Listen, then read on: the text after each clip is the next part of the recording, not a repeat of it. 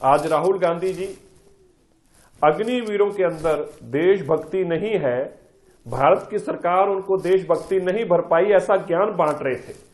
मैं उनको याद दिलाना चाहता हूं कि आपके परनाना पंडित जवाहरलाल नेहरू, उनकी आर्मी के प्रति क्या वफादारी थी।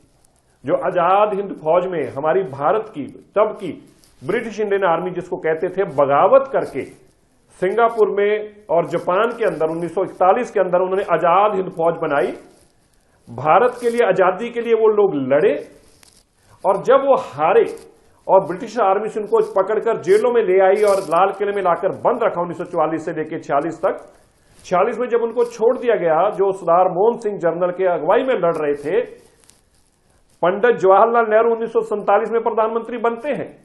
और उन लोगों को जिन्होंने भारत के लिए लड़ाई लड़ी, ब्रिटिश इंडियन आर्मी छोड़कर आजाद हिंद फौज का हिस्सा बने, सुभाष चंद्र बोस जी के साथ अगुवाई में लड़ाई लड़ी, मोहन सिंह जनरल के साथ, उनको सेना में लेने से मना कर दिया, ये कहकर कि आपने ब्रिटिश इंडिया आर्मी में रहते हुए आर्मी का डिसिप्लिन नहीं मानना था। मतलब तुम गद्दार बनकर रहते, तुमने आजादी की लड़ाई क्यों लड़ी, इसलिए उनको आर्मी में वापस नहीं लिया गया। ये इतिहास में दर्ज है।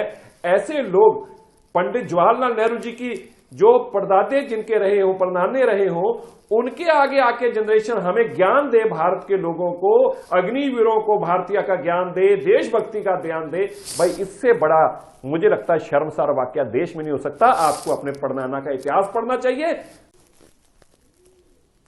आज राहुल गांधी जी अग्निवीरों के अंदर देशभक्ति नहीं है, भारत की सरकार उनको देशभक्ति नहीं भर पाई, ऐसा ज्ञान बांट रहे थे।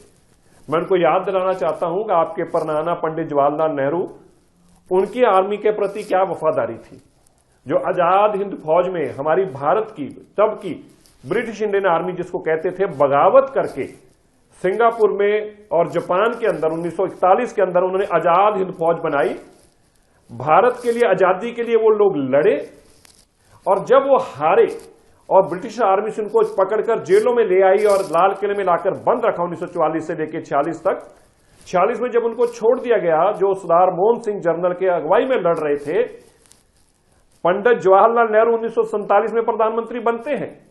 और उन लोगों को जिन्होंने भारत के लिए लड़ाई लड़ी, ब्रिटिश इंडियन आर्मी छोड़कर आजाद हिंद फौज का हिस्सा बने, सुभाष चंद्र बोस जी के साथ अगुवाई में लड़ाई लड़ी, मोहन सिंह जनरल के साथ, उनको सेना में लेने से मना कर दिया, ये कहकर कि आपने ब्रिटिश इंडिया आर्मी में रहते हुए आर्मी का डिसिप्लिन नहीं मानना था। मतलब तुम गद्दार बनकर रहते, तुमने आजादी की लड़ाई क्यों लड़ी, इसलिए उनको आर्मी में वापस नहीं लिया गया। ये इतिहास में दर्ज है।